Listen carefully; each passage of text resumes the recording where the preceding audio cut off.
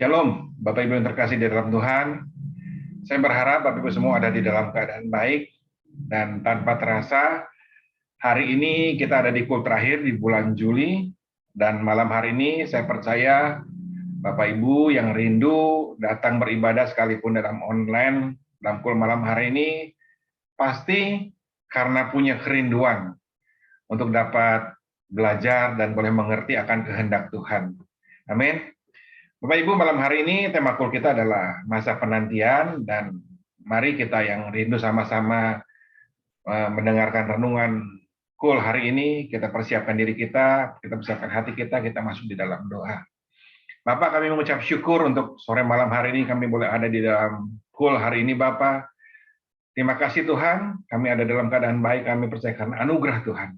Malam hari ini kami rindu mendengarkan apa yang menjadi isi hati-Mu. Urapi setiap kami Tuhan yang mendengarkan firman Tuhan, agar kami dapat mengerti akan firman Tuhan yang kami dengar sore malam hari ini Bapak.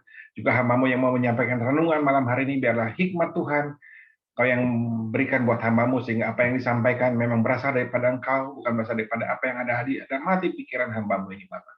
Terima kasih Bapak. Di dalam nama Tuhan Yesus kami sambut firman-Mu. Haleluya. Amin. Bapak Ibu yang terkasih di dalam Tuhan, seperti tema tadi saya sebutkan, hari ini temanya adalah masa penantian, ya. Dan memang sebenarnya secara sadar atau tidak sadar sesungguhnya hari-hari ini kita itu sedang ada di dalam sebenarnya dalam masa penantian. Karena hari ini kita sedang berada sedang berada di antara waktu di mana kenaikan Tuhan Yesus dan waktu di mana kita sedang menunggu Tuhan Yesus untuk datang kedua kalinya.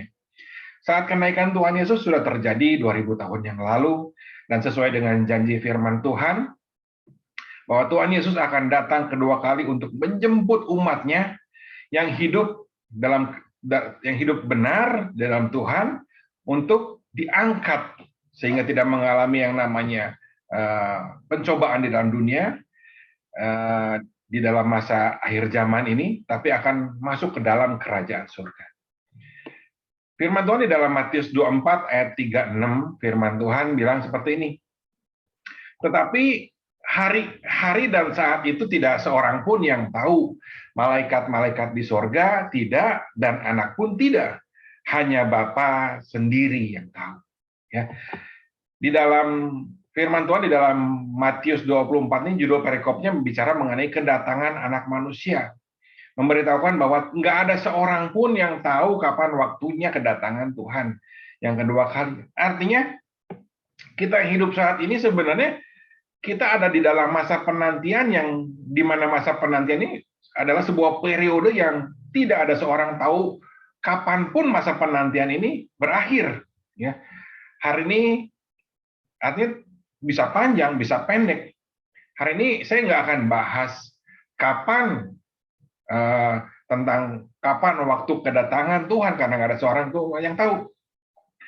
Tapi hari ini kita mau belajar sesuatu yang lebih penting daripada kita memperhitungkan bagaimana kapan waktunya, tapi kita belajar sesuatu yang lebih penting, yaitu tentang bagaimana kita bersikap di dalam masa penantian ini, agar ketika Tuhan datang, ya bisa Tuhan datang atau kita terlebih dahulu dipanggil Tuhan, kita tetap ada di dalam kedapatan dalam keadaan yang benar, dan kita tetap ada di dalam keadaan yang setia, sehingga kita mendapatkan tempat di surga. Amin. Lukas 12 ayat 37a, firman Tuhan berkata seperti ini. Berbahagialah hamba-hamba yang didapati tuannya berjaga-jaga ketika ia datang. Dan hari ini kita mau belajar seperti apa yang dituliskan di dalam Lukas ini, bagaimana kita sebagai hamba-hamba Tuhan, hamba-hamba ini, agar didapati kita tetap berjaga-jaga. Ya. Bagaimana kita berjaga-jaga, bagaimana kita mengisi masa penantian ini, supaya kita ini tetap kedapatan dalam keadaan benar dan setia kepada Tuhan. Dan hari ini ada 3 hal yang saya mau bagikan di dalam tema kul malam hari ini. Biarlah 3 hal ini yang biar kita harus perhatikan buat kita semua sebagai anak-anak Tuhan, karena hari ini kita ada dalam masa penantian yang tidak tahu kapan selesainya. Apakah Tuhan keburu datang menjemput kita, atau kita yang dipanggil Tuhan terlebih dahulu, dan bagaimana kita harus bersikap dan berjaga-jaga supaya kita tetap kedapatan dalam keadaan benar. Ya, hal yang pertama yang mau saya bagiin, kita baca di Efesus 5 ayat 15, firman Tuhan bilang ini, karena itu perhatikanlah dengan saksama bagaimana kamu hidup. Jangan seperti orang bebal, tetapi seperti orang arif. Bahkan yang berikutnya, pergunakanlah waktu yang ada, karena hari-hari ini adalah jahat. Sebab itu janganlah kamu bodoh, tetapi usahakanlah supaya kamu mengerti kehendak Allah. Hal pertama di dalam yang harus kita perhatikan di dalam masa penantian ini sama seperti apa yang ditulis di dalam Efesus 5. Tuhan mau kita memperhatikan dengan seksama. Ya, apa yang harus kita perhatikan? Bagaimana kita hidup, dan jangan seperti orang bebal, tetapi harus seperti orang arif. Bahkan di ayat tersebut, jangan seperti orang bodoh, tapi Tuhan mau kita menjadi orang yang tetap melakukan kehendak Tuhan. Hal pertama yang harus kita perhatikan dalam masa penantian adalah Tuhan mau kita memperhatikan dengan seksama. Memperhatikan dengan seksama bicara mengenai tentang perhatian. Ya, memperhatikan dengan seksama bicara tentang sesuatu yang utama dalam hidup kita. Sesuatu yang utama, sesuatu yang menjadi tujuan hidup kita. Bicara mengenai memperhatikan dengan seksama, bicara mengenai fokus hidup kita. Tuhan mau yang terutama, atau bicara mengenai fokus hidup kita. Ini ada seperti firman Tuhan, untuk memperhatikan bagaimana kita hidup. Ya. Ada dua hal yang Tuhan kasih dalam firman di Efesus 5 ayat 15 tadi. Mau hidup seperti orang arif, atau hidup seperti orang bebal. Saya percaya namanya orang bebal itu bukan orang yang nggak tahu yang kebenaran. Orang bebal itu bicara mengenai orang yang sudah mendengar, mengetahui sesuatu yang benar, tetapi tetap tidak melakukan. Itu namanya orang yang bebal. Bahkan berkali-kali mungkin mendengarkan kebenaran firman Tuhan, tapi tidak pernah melakukan. Itu bicara dengan orang yang benar, orang yang bebal. Tetapi orang yang bijaksana, saya percaya, bicara mengenai orang yang mendengarkan firman Tuhan, tetapi melakukan. Kita pernah mencatat bagaimana menggambarkan mengenai perumpamaan, ya, 5 gadis bijaksana dan 5 gadis bodoh, atau bisa orang yang bebal. Menunjukkan bahwa dua-duanya orang yang percaya. Dibuktikan dengan apa? Mereka menunggu sang mempelai datang, menunggu kedatangan Tuhan. Tetapi yang gadis bijaksana membawa minyak, membawa pelita dan minyak, tetapi gadis yang bodoh dan bebal ini hanya membawa pelita dan tetapi tidak membawa minyak. Kalau kita perhatikan, ya, di dalam firman Tuhan ini, pelita ini bicara mengenai firman Tuhan, ya. Tetapi minyak ini bicara mengenai sesuatu yang menghidupkan firman Tuhan. Dan saya percaya sesuatu yang menghidupkan dalam firman Tuhan bukan hanya perkataan firman Tuhan, tetapi bagaimana kita melakukan. Karena saya percaya orang yang melakukan akan mendapatkan sesuatu, akan mendapatkan bagaimana firman Tuhan ini menjadi nyata dalam hidupnya, menjadi mujizat dalam hidupnya. Apa yang dikerjakan, ya, ketika dia melakukan kebenaran firman Tuhan, saya percaya firman Tuhan itu firman yang berkuasa. Dia akan mengembalikan mujizat dalam hidup kita, sehingga kita boleh semakin percaya. Ini bicara mengenai minyak, semakin percaya. Ini bicara mengenai minyak. Dan Tuhan mau hari ini hal yang pertama yang kudu kita perhatikan adalah bagaimana fokus hidup kita. Fokus hidup kita bukan hanya memperhatikan firman Tuhan, mendengarkan, tapi melakukan firman Tuhan itu sendiri. Amin. Biarlah malam hari ini kita jangan sampai punya salah fokus dalam hidup kita. Apa yang dipilih dalam kehidupan kita?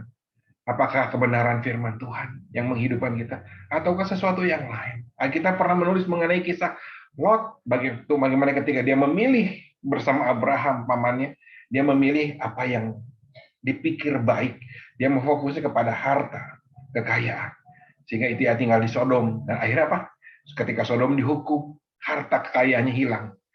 Dan bahkan istrinya, ketika dia diberitahukan oleh Tuhan, malaikat Tuhan, bahwa akan ada penghukuman di kota Sodom, istrinya tetap melihat ke belakang. Bicara mengenai, dia tetap melihat harta. Sehingga dia bukan hanya kehilangan harta, tetapi dia kehilangan nyawanya. Bapak Ibu, biar malam hari ini kita sama-sama diingatkan. Biarlah kita fokus kita kepada Tuhan. Bukan kepada yang lain, yang mungkin lebih menarik dalam kehidupan kita. Tapi yang pertama yang di dalam masa penantian ini, Tuhan mau kita fokus kita kepada Tuhan. Bahkan Tuhan mau kita melakukan kehendak Tuhan. Ya, dan terus yang kedua yang Tuhan mau di dalam masa penantian ini adalah Tuhan mau supaya kita memiliki sikap yang tidak pernah menyerah. Ya, tadi pertama kita fokus kepada Tuhan. Kita tetap memiliki fokus hidup yang benar pada Tuhan. Yang kedua, di dalam masa penantian ini, kita harus punya sikap yang tidak pernah menyerah. Karena saya percaya di dalam masa kehidupan ini nggak gampang. Kadang kita sering menghadapi masalah di dalam kehidupan kita. Tapi biarlah masalah itu tidak membuat kita kehilangan dan kita menyerah karena kesulitan dan tantangan dalam kehidupan kita. Yesaya 40 ayat 31 firman Tuhan, tetapi orang yang menanti-nantikan Tuhan akan mendapatkan kekuatan yang baru. Mereka akan menjadi seumpama seekor raja wali yang naik terbang tinggi dengan kekuatan sayapnya. Mereka berlari tetapi tidak menjadi lesu. Mereka berjalan tetapi tidak menjadi lelah. Ya, firman seperti tadi yang saya katakan, ketika kita melakukan firman Tuhan akan menjadi hidup, akan menjadi mujizat, akan menjadi nyata dalam kehidupan kita, sehingga kita akan menjadi punya kekuatan yang baru. Orang yang menanti-nantikan Tuhan akan mendapat kekuatan yang baru. Ya, karena apa? Karena mengalami sendiri firman Tuhan yang hidup, yang menjadi mujizat di dalam hidupnya. Seberat apapun ya masalah kita, percaya Tuhan pasti merancangkan yang baik di dalam hidup kita. Segelap apapun kegelapan yang harus kita lewati di dalam hidup kita, pasti Tuhan punya tujuan yang baik. Ya, karena di dalam kegelapan, segelap apapun kegelapan yang harus kita lewati, sebenarnya sesungguhnya pasti ada keindahan yang seharusnya bisa kita nikmati di dalam kegelapan yang mungkin kita lewati. Ya, sama seperti kegelapan malam ya, kita bisa menikmati lampu yang indah di waktu yang gelap. Tidak mungkin di waktu yang siang. Jadi sesulit apapun Bapak Ibu yang Bapak Ibu hadapi, pasti ada keindahan. Ujungnya pasti akan mengalami sesuatu yang indah. Karena itu adalah rancangan Tuhan. Ya. Matius 24 ayat 13, tetapi orang yang bertahan sampai pada kesudahannya akan selamat. Biarlah firman Tuhan ini jadi kekuatan buat hidup kita, agar kita tidak mudah menyerah dalam menghadapi tantangan, kesulitan, problema, gelombang di dalam kehidupan kita. Karena Tuhan pasti beserta kita. Amin. Hal yang ketiga yang harus kita lakukan di dalam masa penantian, tetap kita lakukan yang terbaik. Ya, sesulit apapun kita harus tetap lakukan yang terbaik. Apa yang Tuhan sudah kasih percayakan kepada kita, lakukan yang terbaik. Ya. Kolose 3 ayat 23, ayat Tuhan sudah terkenal. Apapun yang kamu perbuatlah dengan segenap hatimu seperti untuk Tuhan dan bukan untuk manusia. Kamu tahu bahwa dari Tuhanlah kamu yang menerima bagian yang Tuhan bagimu sebagai upah. Kristus adalah Tuhan dan kamu hambanya. Firman Tuhan mengingatkan, apapun yang kita perbuat, dalam keadaan apapun, kita tetap lakukan yang terbaik. Kita disakiti, tetap lakukan yang terbaik. Di dalam pekerjaan mungkin rasanya kita tidak dihargai, tetap lakukan yang terbaik. Firman Tuhan bilang, Tuhan adalah Tuhan dan Dia yang akan memberikan upah buat kehidupan kita. Amin. Bahkan ada firman Tuhan yang bilang, setialah dalam perkara-perkara kecil, maka Tuhan akan memberikan perkara yang lebih besar, tanggung jawab yang lebih besar dalam hidup kita. Amin. Alkitab pernah mencatat bagaimana bangsa Israel dipimpin keluar dari bangsa Mesir, tentu pasti semua orang bilang oleh yang namanya Musa. Padahal yang memimpin bangsa Israel sampai finish masuk ke dalam tanah perjanjian itu bukan Musa. Musa hanya sampai setengah. Tapi ketika masuk Yosua, Yosua jarang disebut di dalam firman Tuhan, di dalam Alkitab. Tetapi sesungguhnya Yosua menuntun bangsa Israel sampai ke tanah perjanjian. Bapak Ibu, biarlah lewat kisah yang seperti apa yang dialami Yosua, dia jarang dicatat di dalam Alkitab. Namanya tidak sebesar Musa, namanya tidak sebanyak disebut Musa. Bagaimana kisahnya ketika dia dari kecil sampai dia dewasa, sampai dia memimpin bangsa Israel keluar dari Mesir. Namanya begitu harum, namanya begitu besar. Tetapi Yosua sebenarnya dia yang membawa sampai akhir bangsa Israel ketika ditinggalkan Musa, ya Musa Tuhan panggil, Yosua yang meneruskan. Yosua punya peranan penting, sekalipun mungkin namanya tidak sebesar Musa, tapi Yosua tidak pernah menyerah. Dia tetap melakukan yang terbaik, sekalipun namanya tidak sebesar Musa. Amin. Biarlah lewat hal ini, ya lewat 3 hal ini, ya fokus hidup benar, ya. Di dalam masa penantian itu kita mau Tuhan mau kita tetap fokus hidup benar di dalam Tuhan. Kita punya sikap tidak pernah menyerah dalam menghadapi kesulitan apapun. Kita tetap melakukan yang terbaik di dalam hidup ini, sekalipun mengalami masa yang sulit. Maka saya percaya Tuhan akan mengangkat kita ketika Tuhan datang kedua kali, atau ketika nama kita dipanggil Tuhan, karena kita tetap kedapatan hidup benar dan setia kepada Tuhan melewati segala persoalan dalam kehidupan kita. Amin. Yuk kita tutup dalam doa. Tuhan Yesus, terima kasih untuk malam hari ini. Kami bersyukur Engkau Tuhan memberkati kami, Engkau ada buat hidup kami, sekalipun kami mungkin ada dalam keadaan sama seperti yang harus kami lakukan di dalam salah satu ketiga hal ini, atau ketiga-tiga hal yang harus kami lakukan. Tapi biarlah kami tetap di dalam masa penantian ini, tetap kami mau hidup benar di dalam Tuhan. Tetap kami mau hidup tidak menyerah oleh kesulitan dan tantangan dalam kehidupan. Tetap kami tetap hidup melakukan yang terbaik, sesuai dengan apa yang menjadi harus kami lakukan, sesuai dengan kehendak Tuhan di dalam kehidupan ini, Bapak. Berkati kami Tuhan, urapi kami Tuhan, beri kami kekuatan yang daripada Tuhan, karena kami bukan orang yang hebat, tapi kami percaya pengurapan yang dari Tuhan akan memampukan kami untuk kami boleh tetap setia di dalam masa penantian ini, untuk tetap hidup benar di dalam masa penantian ini, Bapak. Terima kasih Tuhan, hamba-Mu selesai bicara, tapi hamba percaya Roh Kudus yang mengajar setiap anak-anak-Mu yang mendengarkan firman Tuhan sore malam hari ini. Bapak, kalau ada di antara mereka yang sakit, biarlah Engkau yang urapi mereka, sembuhkan di dalam nama Tuhan Yesus. Mujizat Tuhan terjadi dalam hidup mereka, Bapak yang sakit, yang meminta kesembuhan semalam hari ini. Di dalam nama Tuhan Yesus, terima kesembuhan. Jadilah sembuh seperti iman-Mu. Seperti apa yang Kau perkatakan di dalam hati dan pikiran-Mu, dalam iman-Mu, jadilah terjadi sesuai dengan iman.